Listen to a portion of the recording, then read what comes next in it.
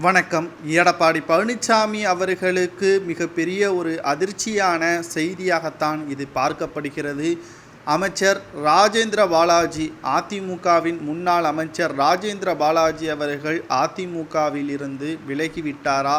அவர் புதிய அணியை உருவாக்குவதற்கு ஏற்பாடுகள் செய்து கொண்டிருக்கிறாரா? என்னப்பா, அதிமுகவில் எத்தனை அணிதான் இருக்கிறது, யார் தலைமை வாங்கி கொண்டிருக்கிறார் என்ற பல்வேறு குழப்பங்கள் அதிமுகவின் தொண்டர்களை தற்பொழுது அதிமுகவில் இருந்து விலகி வேறு கட்சியில் இணைந்து விடலாமா என்பதற்கேற்பதான் தற்பொழுது செய்திகளை நம்மால் பார்க்க முடிகிறது.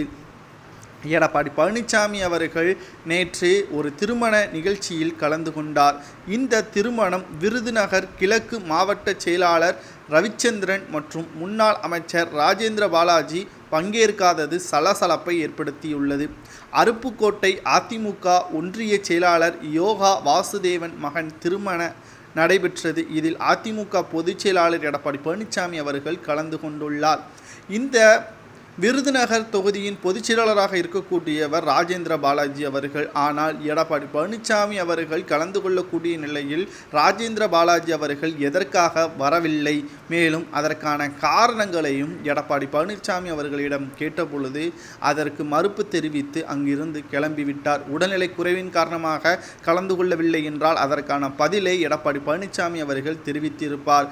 ஆனால் தற்பொழுது இருக்கக்கூடிய சூழலில் அதிமுகவில் எடப்பாடி பழனிசாமி அவர்களை மீண்டும் ஒரு முன்னாள் அமைச்சர், அதாவது ராஜேந்திர பாலாஜி அவர்கள் எதிர்த்து வருவதாகவும் அவரது பின்னால் 4 எம்எல்ஏக்கள் இருப்பதாகவும், இதனால் 2026 சட்டமன்ற தேர்தலில்தான் அதிமுக யாருடைய தலைமையின் கீழ் முழுமையாக செயல்படுகிறது என்பதை நம்மால் பார்க்க முடிகிறோம்.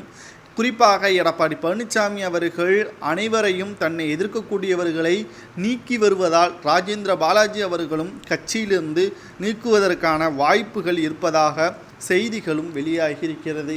இப்படி கட்சியில் இருக்கக்கூடியவர்கள் அனைவரையும் எதிர்த்து நீக்கி வந்தால் கட்சியே நடத்தக்கூடியவர் எடப்பாடியாக இருந்தால் அதை வழிநடத்தக்கூடியவர்கள் யாராக இருக்கும் என்ற ஒரு கேள்விகளும் எழுப்பப்படுகிறதல்லவா?